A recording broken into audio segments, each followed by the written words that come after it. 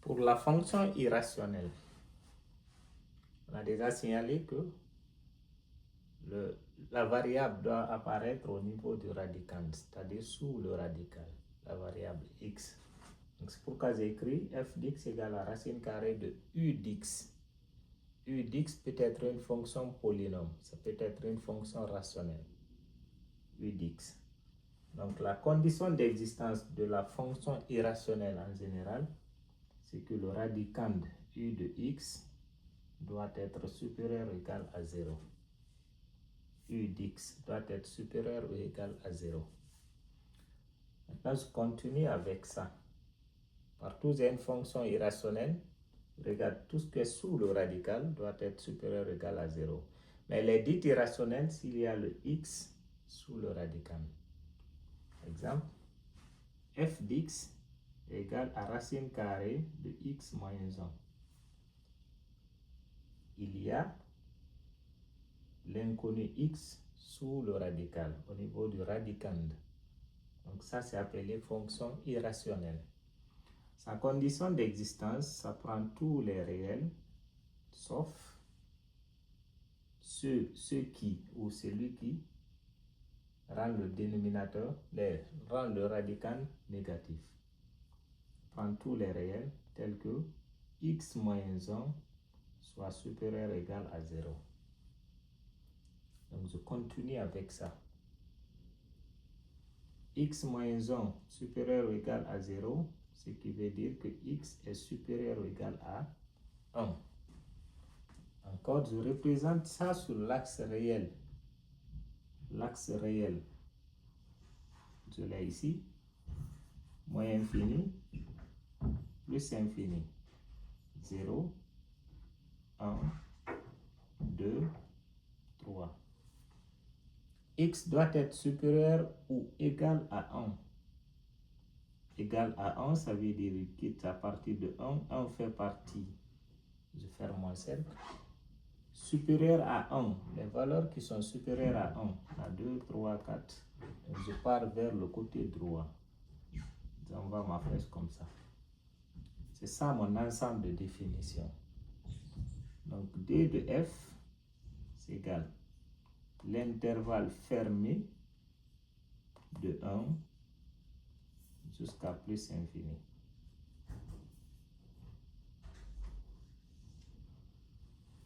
Donc ça, c'est mon ensemble de définitions. Je prends Z de X égale à la racine carrée de 3 moins X. Racine carrée de 3 moins X. Donc, condition d'existence, quel que soit X appartenant à R, tel que 3 moins X supérieur ou égal à 0. Je continue avec 3 moins X est supérieur ou égal à 0, ce qui veut dire que moins X est supérieur ou égal, 3 se déplace. Il change de membre et change de signe, à moins 3. Je ne peux pas directement simplifier moins moins, sans que l'inégalité ne change de sens. Parce que je multiplie tout par moins, ou je prends l'opposé de tout. L'inégalité va changer de sens. Donc j'aurai x inférieur ou égal à 3, multipliant tout par moins. Je représente ça encore sur l'axe réel. Moins infini, plus infini, 0, 1, 2, 3. X est inférieur ou égal à 3. Égal à 3, ça veut dire 3 fait partie, je ferme le cercle.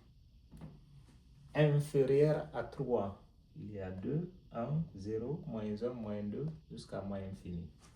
Donc je tire ma flèche comme ça. Et ça me donne l'intervalle. D de Z égale de moins infini jusqu'à 3 fermé. 3, je prends h de x à racine carrée de x carré moins 4x plus 3. Ça, c'est pour h de x. Encore la même condition d'existence. Quel que soit x appartenant à R, tel que ce qui est sous le radical. Le radical doit être supérieur ou égal à 0. Pour résoudre une inégalité, ou pour étudier le signe d'un polynôme, pour résoudre une inégalité, on revient à une égalité. On suppose que c'est une égalité pour pouvoir déterminer delta. On pose x carré moins 4x plus 3 égale à 0. Ça nous permet de déterminer les racines ou les solutions. Donc j'utilise delta. Je remarque que la somme des coefficients est égale à 0. Donc l'une des racines, x1 c'est égal à 1 et x2 c'est égal à c sur a. 3 sur 1 qui est égal à 3. Donc je ramène à une égalité.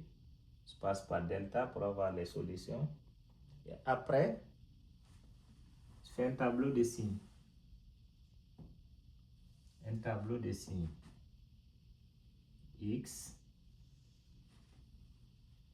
le polynôme x carré moins 4x plus 3. À partir de là, je peux mettre les signes ou ce qui m'intéresse, l'ensemble de définitions si je veux. Les valeurs d'x, il y a moins infini, il y a plus infini. Après, 1, 3, d'ordre croissant. 1, 3. C'est les deux qui annulent le polynôme. Ces deux. Maintenant, à partir de là, polynôme du second degré. On met le signe contraire de a entre les zéros et le signe de a à l'extérieur. A, c'est le coefficient de x carré, c'est 1. Son signe, c'est plus. Le contraire, moins. Je mets ici moins. À l'extérieur, je mets son signe plus, plus. Si je ne comprends pas cela, dans chaque intervalle, de moins infini à 1, je prends un nombre, je remplace ici. Le résultat va me donner un nombre qui a un signe. Je mets son signe ici. Donc, de moins infini à 1, à partir du moment où on constate que le signe a changé de moins à plus ou de plus à moins, c'est qu'on est passé par 0. Et le calcul est plus facile avec 0. Donc, je prends 0, je remplace 0 au carré 0, 4 fois 0, 0. Il va rester 3. Le signe de 3, c'est plus. Je mets plus. En traversant le 0, le signe change. Donc, ça fait moins, encore plus. Ou je prends un nombre ici encore, je remplace. Ici un nombre, je remplace. Donc, c'est comme ça on gagne. On fait l'étude du signe d'un polynôme du second degré. Maintenant, qu'est-ce qui nous intéresse? C'est la partie où le polynôme est supérieur ou égal à 0. Égal à 0, c'est pour ces deux nombres. Parce qu'on avait résolu ça déjà. Maintenant, supérieur, ça veut dire le signe doit être plus positif. Je regarde là où c'est supérieur. Ici, c'est bon. Ici, c'est bon. Mais là, c'est pas bon. Donc, je prends ce qui est bon et je laisse ce qui n'est pas bon. D de h égale, c'est bon, de moins infini jusqu'à 1 fermé à cause de l'égalité, union de 3 fermé jusqu'en plus infini. Donc ça, c'est l'ensemble de définition de notre fonction. Maintenant, l'ensemble qu'on a laissé là, si on prend un nombre ici, on remplace, on n'aura pas son image. Entre 1 et 3, il y a 2. Je prends 2 au carré 4. 4 fois 2, 8. 4 moins 8, ça fait moins 4. Moins 4 plus 3, ça donne moins 1. Et racine carrée de moins 1 n'existe pas. Donc, ce sont des valeurs-là, les valeurs-là qu'on a exclues, les valeurs qui n'ont pas d'image par la fonction. C'est le même ici.